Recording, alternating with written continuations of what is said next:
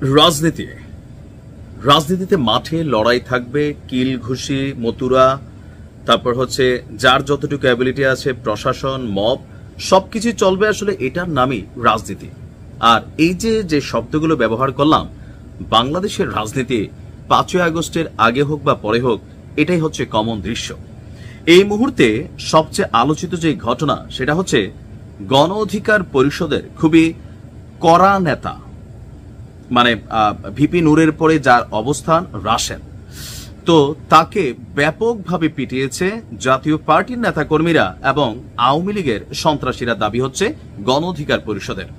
দুর্ভাগ্যজনকভাবে এই গণ অধিকার পরিষদের 3 জন কেন্দ্রীয় নেতৃত্ব, ফারুক 5ই আগস্টের পরপর একবার ডক্টর ইউনূসের বিরুদ্ধে বক্তব্য দিয়া অনেক মাইর খাইছে।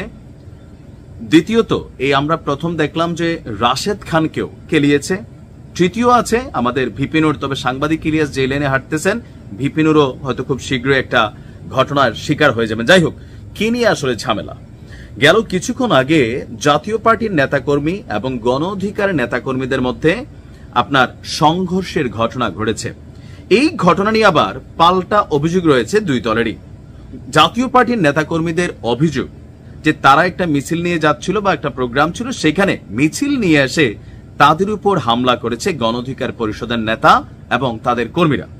অন্যদিকে গণ অধিকার পরিষদের নেতাকর্মীদের অভিযোগ, তারা মিছিল নিয়ে যাওয়ার সময় জাতীয় পার্টির লোকজন ইট পাটকেল নিক্ষেপ করে। রাশেদ খানের বক্তব্য, জাতীয় পার্টি এবং আওয়ামী লীগের সন্ত্রাসীরা গণ অধিকার পরিষদের মিছিলে অতর্কিত হামলা করেছে, আহত কর্মীদের চিকিৎসার জন্য ঢাকা মেডিকেলে নেওয়া হচ্ছে। অপরদিকে জাতীয় পার্টির যিনি চেয়ারম্যান আছেন, চেয়ারম্যানের প্রেস সেক্রেটারি খন্দকার দেলোয়ার জালালি বলছেন, জাতীয় পার্টির কেন্দ্রীয় কার্যালয়ে গণ অধিকার পরিষদের সন্ত্রাসীরা হামলা চালিয়েছে। আমরা শুনতে পাচ্ছি আবারও জাতীয় পার্টির কার্যালয়ে হামলা চালানো হতে পারে। এই ঘটনায় বিজয়নগর এলাকায় উত্তেজনা বিরাজ করছে। পরিস্থিতি মোকাবেলায় সেনাবাহিনী এবং পুলিশ মোতায়েন করা হয়েছে।